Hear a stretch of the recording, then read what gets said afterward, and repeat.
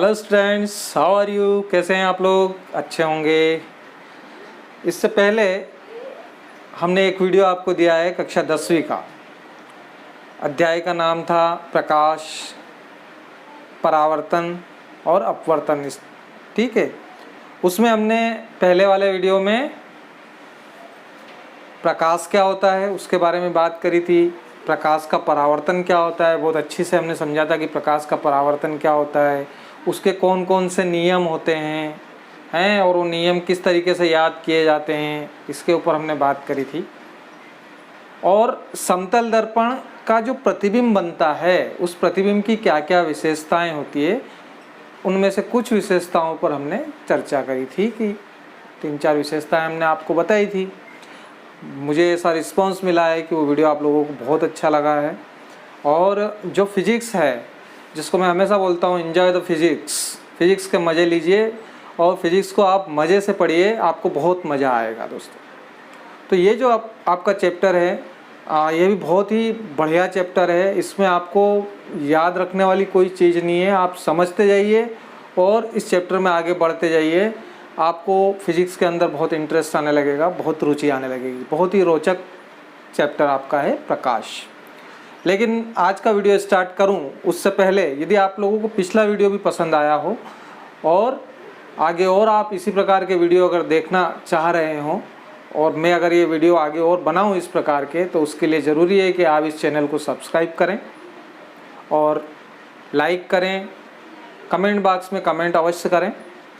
ठीक है, पूरा वीडियो देखें और अच्छे से पूरा वीडियो देखकर और जो चीज़ें बताई जाएगी उनको समझने की कोशिश करें। मैं कोशिश ये करूँगा कि मैं बहुत छोटे टुकड़ों में आप तक सामग्री पहुँचाऊँ, क्योंकि मुझे पता है बैठना बड़ी दिक्कत वाली बात होती है ज़्यादा देर। लेकिन जो सामग्री छोटे टुकड़ों में आप तक पहुँचा रहा हूँ उसको अपनी बुक की सहायता से, अपनी किताब पास में रख के और आप इन वीडियोज़ को उससे देखिए, आपको 100% पूरा के पूरा मैटर समझ में आएगा। और ये जो चैप्टर हैं आपके, जो फिजिक्स वाले पोर्शन के चैप्टर हैं, ये आपको बहुत इजी लगने लग जाएंगे अपने साइंस के अंदर। तो आइए आज स्टार्ट करते हैं हम आज का अपना वीडियो, जिसके अंदर हम जो है गोली दर्पण के बारे में आज बात करेंगे।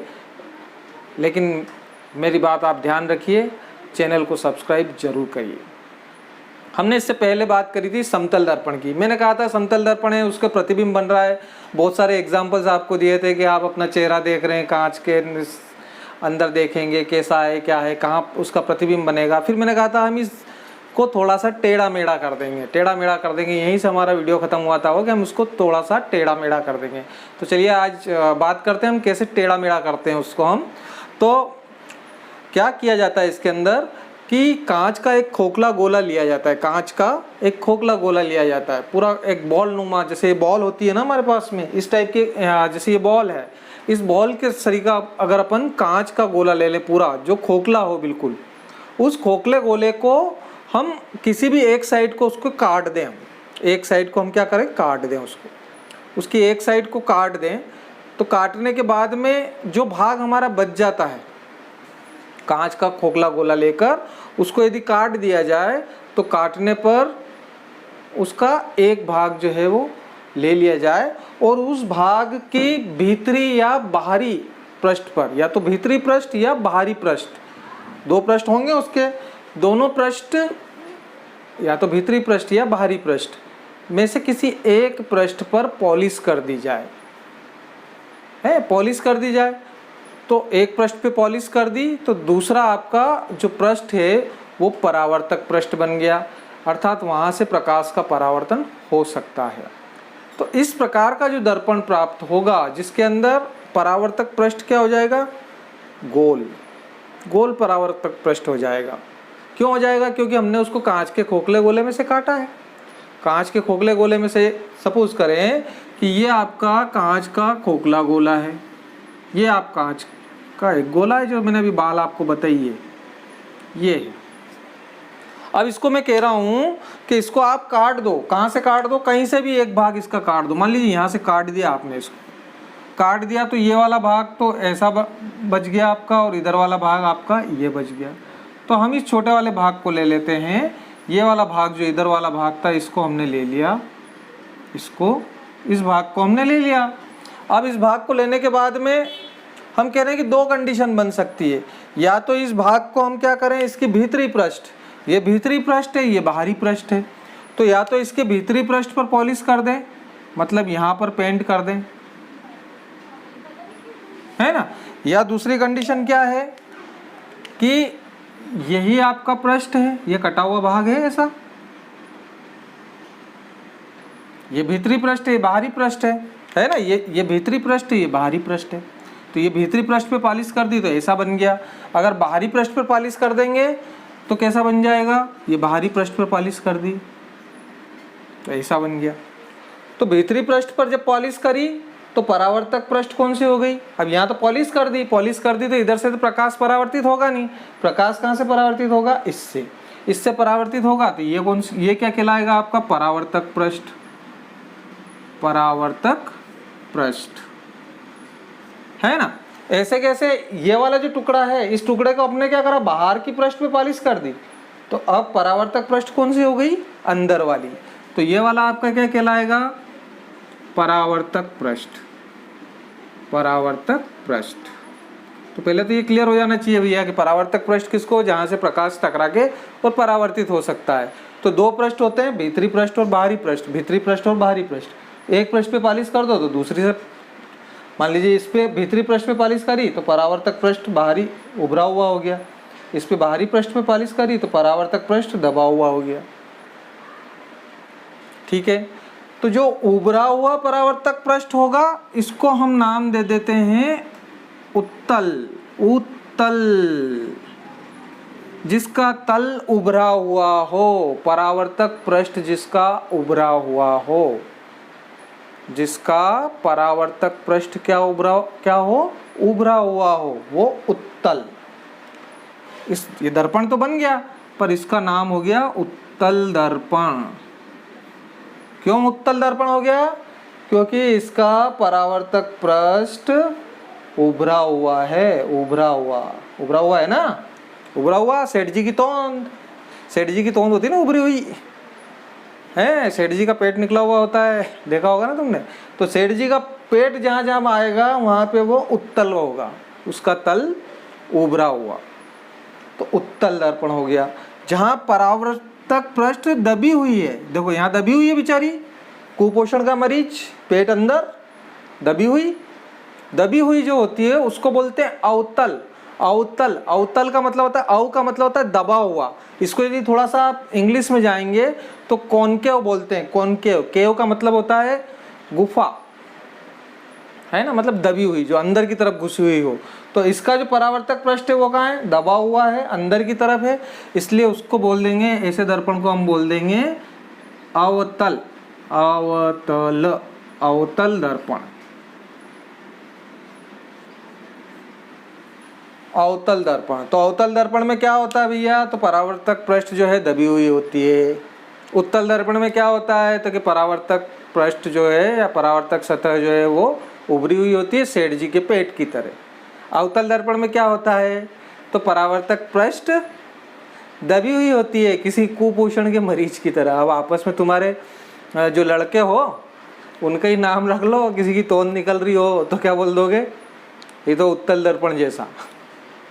और कोई बेचारा कुपोषण का मरीज हो जिसकी बिल्कुल अंदर मेरे जैसी बिल्कुल घुस रही हो पेट अंदर, तो उसको बोल दोगे ये तो अवतल दर्पण जा रहा है ना। तो उत्तल दर्पण और अवतल दर्पण समझ में आया। मैं एक बार फिर से यहाँ से स्टार्ट करता हूँ। सबसे पहली बात तो ये हमारी कि गोली दर्पण किसको कहते हैं, तो मैंने आपको बहुत अच्छे से अभी बताया है कि हम अपनी लैंग्वेज में, अपनी भाषा में भी लिख सकते हैं, फिर किताबी भाषा भी मैं आपको बता दूंगा, जो आपकी किताब में है परिभाषा वो भी बता दूंगा। तो अपनी भाषा में हम क्या कर सकते हैं कि यदि कांच का एक खोखला गोला लिया जाए, कांच का एक खोखला गोला लिया जाए और उसको, उसके एक भाग को काट दिया जाए, उसके एक भाग को काट दिया जाए। काटने पर जो भाग है उस कटे हुए भाग के भीतरी या बाहरी, या तो भीतरी पृष्ठ पे या बाहरी पृष्ठ पे, कटे हुए भाग के भीतरी पृष्ठ या बाहरी पृष्ठ पर पॉलिश कर दी जाए।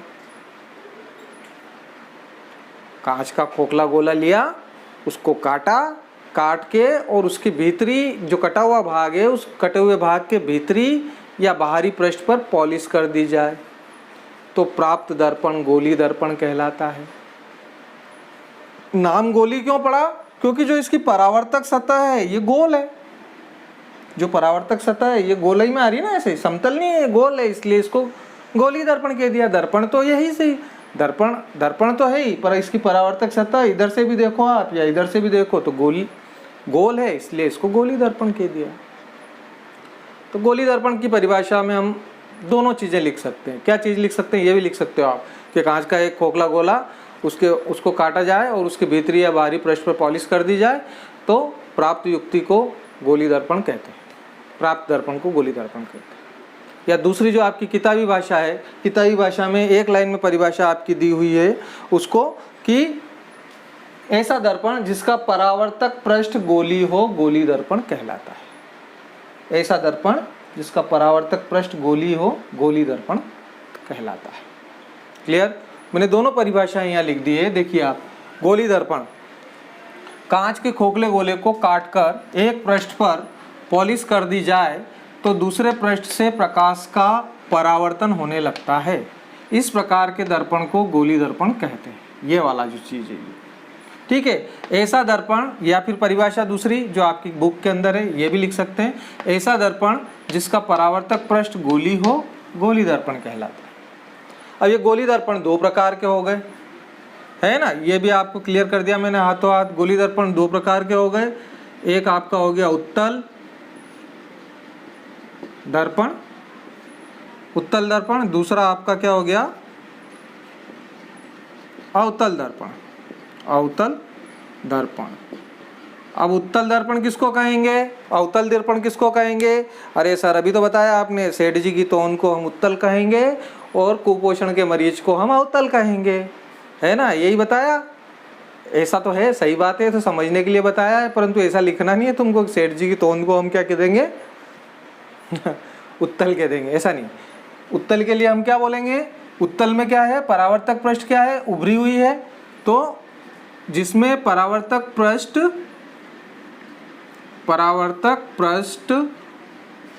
उभरा हुआ होता है, उभरा हुआ हो, परावर्तक पृष्ठ उभरा हुआ हो, ये वाला चित्र इसका, परावर्तक पृष्ठ उभरा हुआ हो, उत्तल दर्पण, ठीक है। और अवतल दर्पण परावर्तक पृष्ठ दबा हुआ हो, कुपोषण का मरीज हो बेचारा, दबा हुआ हो, तो उत्तल दर्पण परावर्तक पृष्ठ उभरा हुआ हो, अवतल दर्पण परावर्तक पृष्ठ दबा हुआ हो, ठीक है। तो अब तो नहीं भूलोगे, उत्तल दर्पण किसको बोलेंगे? सेठ जी की तोन को बोलेंगे, और अवतल दर्पण किसको बोलेंगे? कुपोषण के मरीज को बोलेंगे, है ना। मतलब ऐसा दर्पण जिसका परावर्तक पृष्ठ उभरा हुआ हो वो आपका उत्तल दर्पण, और ऐसा दर्पण जिसका परावर्तक पृष्ठ दबा हुआ हो उसको हम क्या बोलेंगे? अवतल दर्पण बोलेंगे।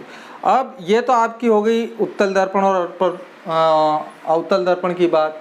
अब इसकी कुछ परिभाषाएं हैं, उन परिभाषाओं की बात भी हम कर लेते हैं, एक एक करके उन परिभाषाओं की बात हम कर देते हैं।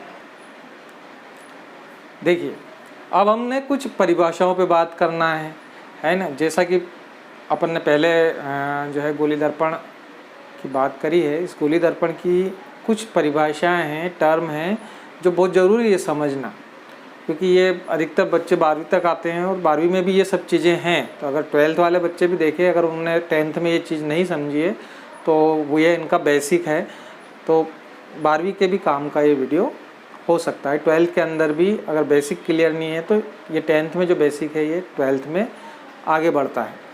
तो यहाँ पर आप देखें कि हम दोनों दर्पण में से अवतल दर्पण की बात कर रहे हैं और उत्तल की भी बात कर सकते हैं, सेम ही चीज़ है। अब बुक के अंदर आपका दिया हुआ है उत्तल और अवतल की बजाय हम दर्पण के मामले में देखें और अवतल दर्पण का हम जो है उदाहरण लिया है। तो ये कांच का मैंने खोखला गोला बना लिया, वही जिसको हमने काटा है। तो ये दिख रहा है आपको, कांच का खोखला गोला बना हुआ है, इसको हमने यहाँ से काट दिया, इसको ऐसे काट दिया। और बाहरी पृष्ठ पर पालिश कर दी। तो परावर्तक पृष्ठ कौन सी हो गई, भीतरी, मतलब ये वाला टुकड़ा काट के मैंने यहाँ फिट कर दिया, तो ये ऐसा रूप हो गया इसका। तो ये कौन सा दर्पण हो गया, अवतल दर्पण, क्योंकि इसकी परावर्तक सतह क्या है, दबी हुई है। तो इसकी बात हम कर रहे हैं यहाँ पर। तो सबसे पहले जो परिभाषा है उसमें सबसे पहली परिभाषा आती है वो होती है ध्रुव, कि दर्पण का ध्रुव अपन किसको कहते हैं। फर्स्ट परिभाषा, दर्पण का ध्रुव क्या किसे कहते हैं, अकॉर्डिंग टू आपकी बुक ही चल रहा हूँ मैं, किताब के अनुसार ही है कि सबसे पहली परिभाषा है दर्पण का ध्रुव किसे कहते हैं। तो जो आपका दर्पण होता है, गोली दर्पण होता है, उस गोली दर्पण का जो परावर्तक पृष्ठ होता है, ये परावर्तक पृष्ठ है अंदर वाला, इस परावर्तक पृष्ठ यहाँ पे देखें, इसके अंदर यदि बात करें तो ये परावर्तक पृष्ठ है। तो परावर्तक पृष्ठ का जो मध्य बिंदु होता है, परावर्तक पृष्ठ का मध्य बिंदु, बिल्कुल बीच वाला पॉइंट, ये वाला पॉइंट, बीच वाला पॉइंट, परावर्तक पृष्ठ का मध्य बिंदु, ये मध्य बिंदु है, मान लीजिए सपोज करें कि ये मध्य बिंदु है, इसको हम बोलते हैं ध्रुव। क्या बोलते हैं, ध्रुव।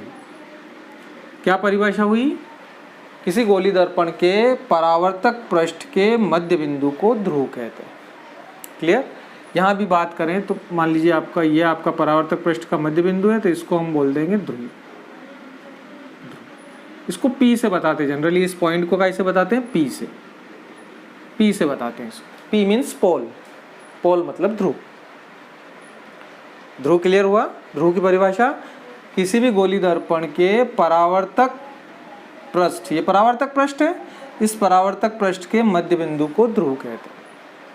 ठीक है, मैंने परिभाषा लिख दी है यहाँ, गोली दर्पण के परावर्ती पृष्ठ के मध्य बिंदु को ध्रुव कहते हैं, इसे पी से बताते हैं। ये आपको सब मिल जाएगा, आप स्क्रीनशॉट ले लेना और एक एक चीज आपकी क्लियर करता जाऊंगा इसके अंदर में। तो पहला पॉइंट आपका है ध्रुव। ध्रुव को परिभाषित करना है तो गोली दर्पण के परावर्ती पृष्ठ के मध्य बिंदु को ध्रुव कहते हैं। क्लियर, ध्रुव।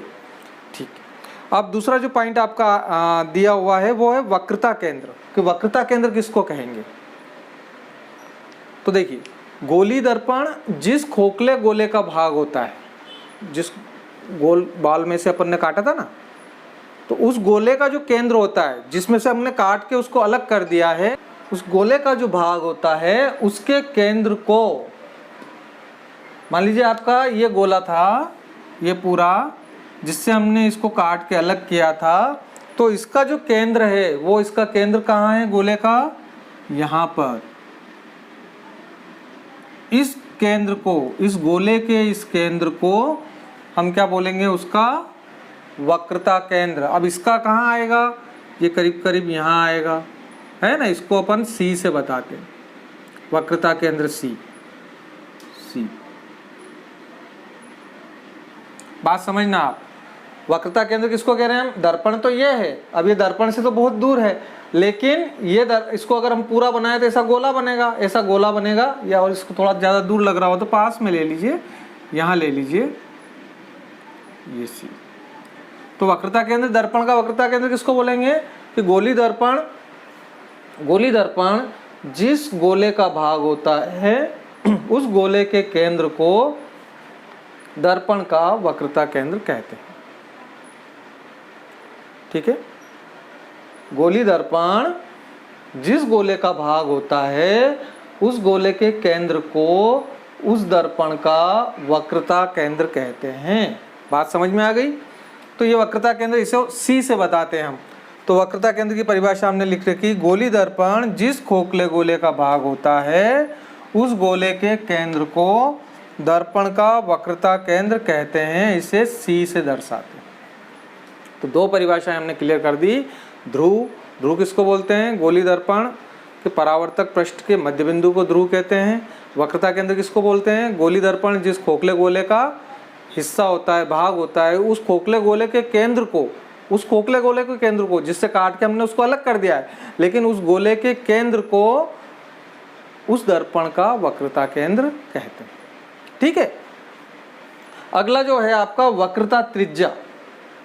वक्रता त्रिज्या, तो वक्रता त्रिज्या में भी वही बात होगी कि गोली दर्पण जिस गोले का भाग होता है, गोली दर्पण जिस गोले का भाग होता है उस गोले की जो त्रिज्या है, अब त्रिज्या कहाँ से होती है, केंद्र से लेके और जो उसकी परिधि होती है वहां तक की त्रिज्या होती है। तो गोली दर्पण जिस खोखले गोले का भाग होता है उस गोले की त्रिज्या को उस दर्पण की वक्रता त्रिज्या कहते हैं, या तो ये परिभाषा भी दे सकते हैं। तो ये मान लीजिए इसकी त्रिज्या है, ये इसकी परिधि है और ये इसका केंद्र है, तो इसको यदि मैं मिलाऊं यहाँ से सीधे ऐसे, तो ये त्रिज्या हो गई, इसको कैपिटल आर से बता देते हैं। यदि यहाँ बात करूँ मैं, तो यहाँ से अगर इसको मिलाऊं मैं, तो ये त्रिज्या हो गई, ये आर हो गया, कैपिटल आर। तो गोली दर्पण जिस खोखले गोले का भाग होता है उसकी त्रिज्या को दर्पण की वक्रता त्रिज्या कहते हैं, इसे कैपिटल आर से बताते हैं। एक परिभाषा तो ये भी हो सकती है।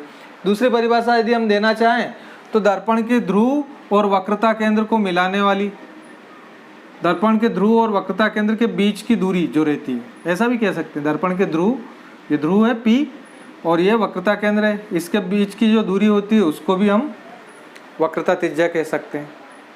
जो P और C, PC जो है ये भी आपका वक्रता त्रिज्या हो सकती है। तो दर्पण का ध्रुव और वक्रता केंद्र के बीच की दूरी को भी हम क्या कह सकते हैं, वक्रता त्रिज्या कह सकते हैं। मैंने जो परिभाषा लिखी है, गोली दर्पण जिस खोखले गोले का भाग होता है उस गोले की त्रिज्या को दर्पण की वक्रता त्रिज्या कहते हैं, इसे कैपिटल आर से बताते हैं। ठीक है, मैंने उस गोले के हिसाब से लिखा है कि गोले के केंद्र को दर्पण का वक्रता केंद्र कहते हैं, गोले की त्रिज्या को दर्पण का वक्रता त्रिज्या कहते हैं। ठीक है, इसके बाद एक और परिभाषा है मुख्य अक्ष। मुख्य अक्ष, तो मुख्य अक्ष में हम कहेंगे कि जो दर्पण का ध्रुव है, ये दर्पण का ध्रुव और ये इसका वक्रता केंद्र है, तो दर्पण के ध्रुव और वक्रता केंद्र को मिला के आगे बढ़ने वाली जो सरल रेखा है या जो सीधी रेखा है, जो दर्पण के ध्रुव और वक्रता केंद्र को मिलाते हुए आगे बढ़ती है, इसको मुख्य अक्ष कहते हैं। दर्पण का मुख्य अक्ष कहते हैं। दर्पण के ध्रुव और वक्रता केंद्र को मिलाकर आगे बढ़ती हुई जो सीधी रेखा है, इसको आप दर्पण का मुख्य अक्ष कहते हैं। देखिए परिभाषा, दर्पण के ध्रुव और वक्रता केंद्र से होकर जाने वाली सीधी रेखा को दर्पण का मुख्य अक्ष कहते हैं। तो ये 3-4 परिभाषाएं आपकी जो है हमने देखी, ध्रुव, वक्रता केंद्र, वक्रता त्रिज्या और मुख्य अक्ष। अब एक और इम्पोर्टेंट आपकी इसकी परिभाषा है, वो है मुख्य फोकस। वो देखते हैं हम लोग। उत्तल दर्पण और अवतल दर्पण का मुख्य फोकस, या यूँ कहें गोली दर्पण का मुख्य फोकस, ये प्रश्न कभी कभी पूछ लिया जाता है और आगे भी बहुत इंपॉर्टेंट पॉइंट रखता है ये कि मुख्य फोकस किसको कहते हैं। इसको परिभाषा ही याद करने में बच्चों को बहुत दिक्कत आती है कि परिभाषा बार बार भूल जाते हैं। तो इसके लिए अपन थोड़ा सा आप लोग जैसा मैं बता रहा हूँ उस हिसाब से आप लोग ध्यान दें कि चाहे तो हम अवतल दर्पण लें या उत्तल दर्पण लें, दोनों के हमने जो है चित्र यहाँ बना दिए हैं। ये आपका अवतल दर्पण का चित्र है। इसका जो बीच वाला पॉइंट है परावर्तक पृष्ठ का, इसको हम जानते हैं क्या बोलते हैं, ध्रुव, है ना। और इसके यहाँ पर जो पॉइंट रहेगा आपका, उसको बोलते हैं हम C, वक्रता केंद्र। और इससे जो मिलाने वाली रेखा है वक्रता केंद्र और ध्रुव को, इसको हम बोलते हैं मुख्य अक्ष। मुख्य अक्ष। अब देखिए जो परिभाषा है मुख्य फोकस की, इसकी भी बात कर लेते चलिए साथ के साथ। तो ये इसका बीच वाला पॉइंट है, इसको हम बोलते हैं ध्रुव। यहाँ पर ये परावर्तक पृष्ठ है, तो यहाँ पर कहीं जो इसका गोला, तो ये ऐसे है, गोला ऐसे है, तो कहीं ना कहीं यहाँ पर इसका क्या रहेगा, आपका C, वक्रता केंद्र रहेगा।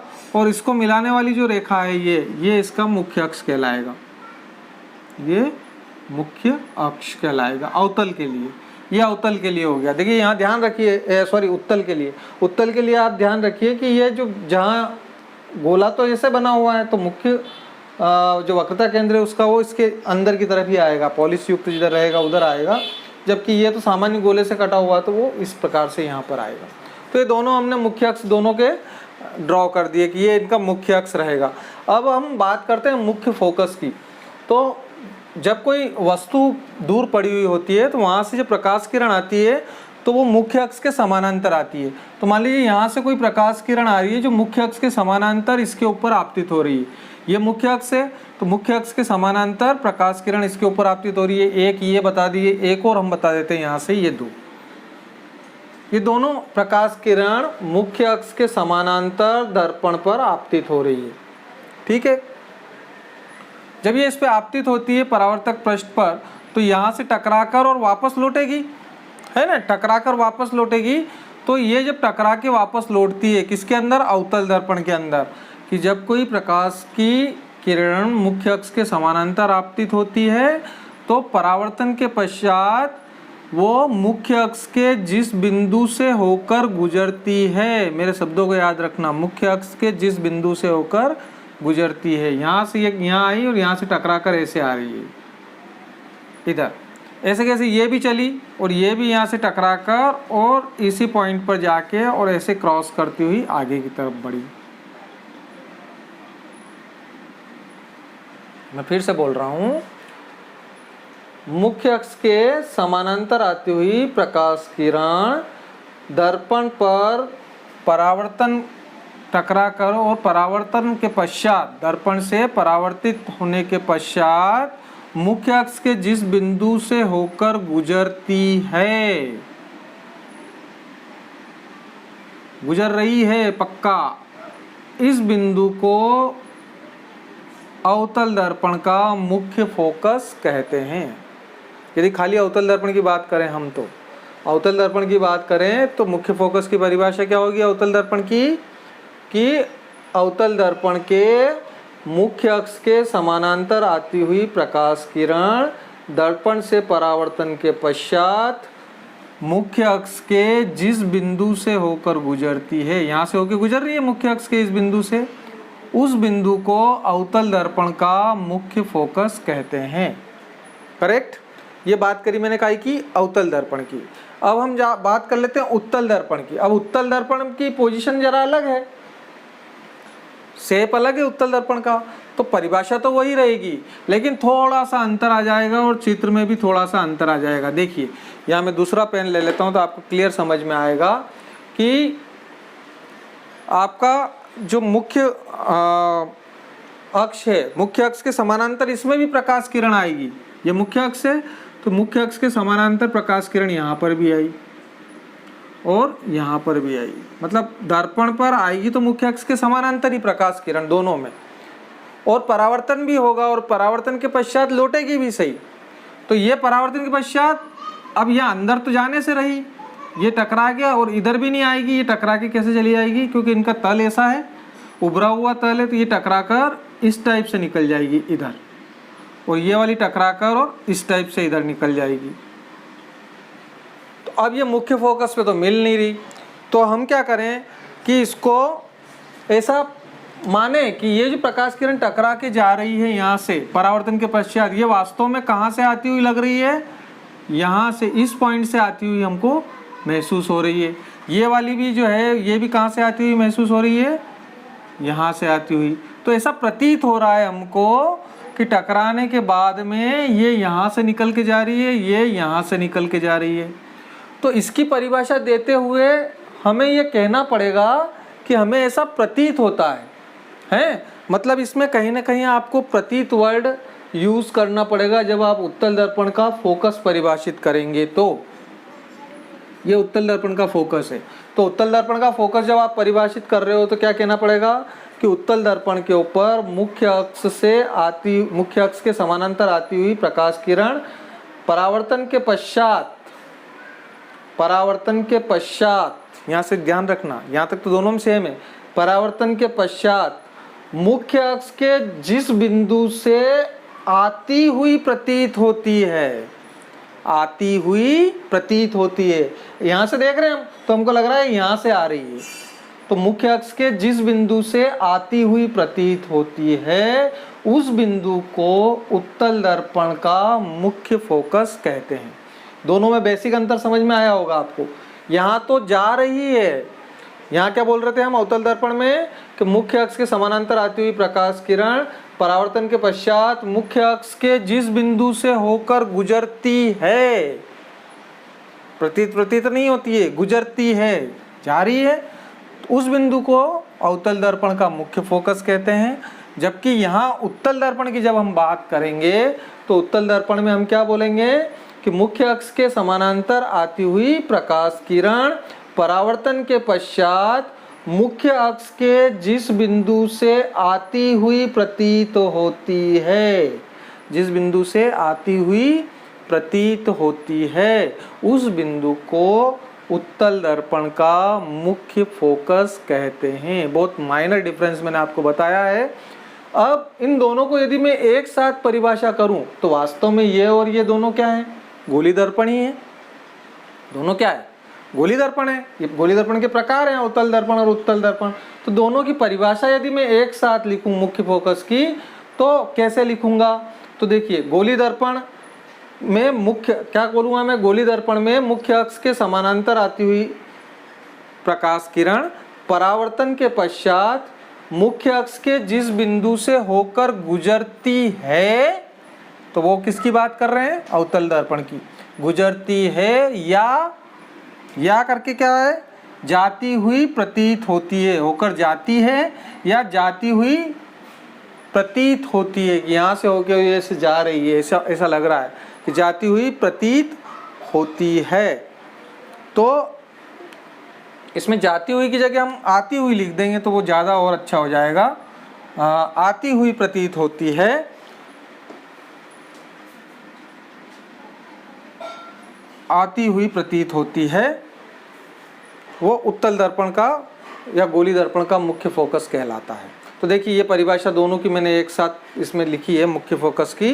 गोली दर्पण में मुख्य अक्ष के समानांतर आपतित किरणें परावर्तन के पश्चात मुख्य अक्ष के जिस बिंदु से होकर जाती है मतलब किसकी बात कर रहे हैं? मैंने रेड कलर में लिख दिया है, अवतल दर्पण की। जाती है या आती हुई प्रतीत होती है। आती हुई प्रतीत होती है। यहाँ से ऐसे लग रहा है कि यहाँ से ये आ रही है। आती हुई प्रतीत होती है, उस बिंदु को दर्पण का मुख्य फोकस कहते हैं। इसे एफ से दर्शाते हैं। इसको आप 2, 3, 4 बार अच्छे से इस वीडियो को देखिए, और ये लास्ट वाला जो पोर्शन मैंने समझाने की कोशिश करी, इसको भी आप 1-2 बार देखिए। आपको ये सभी परिभाषाएं जो है वो बहुत अच्छी तरीके से समझ में आना चाहिए। समझना बहुत ज़रूरी है, क्योंकि आगे हम जो है प्रतिबिंब निर्माण की स्थिति के बारे में पढ़ेंगे। तो प्रतिबिंब निर्माण की स्थिति जब हम पढ़ेंगे तो उस समय आपको ये सब पॉइंट्स क्लियर होना चाहिए कि फोकस कहाँ है, वक्रता केंद्र कहाँ है, ध्रुव कहाँ है, ये सब बातें। अपने मुख्य अक्ष किसको कहते हैं, वक्रता त्रिज्या किसको कहते हैं।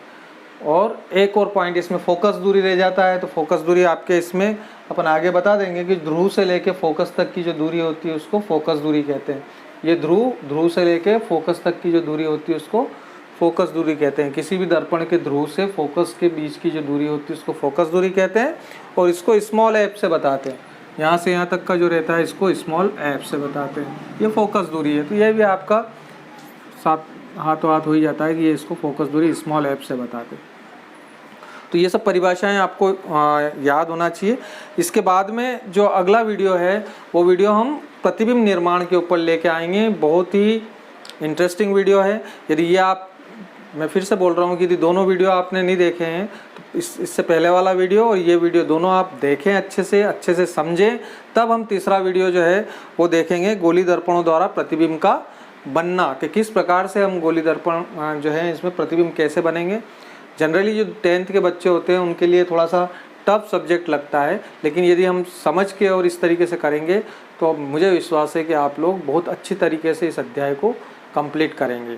ठीक है, आज का जो ये अपना वीडियो है ये आपको कैसा लगा आप कमेंट बॉक्स में लिखिए। सब्सक्राइब ज़रूर कीजिए चैनल को और लाइक कीजिए। धन्यवाद, फिर मिलेंगे।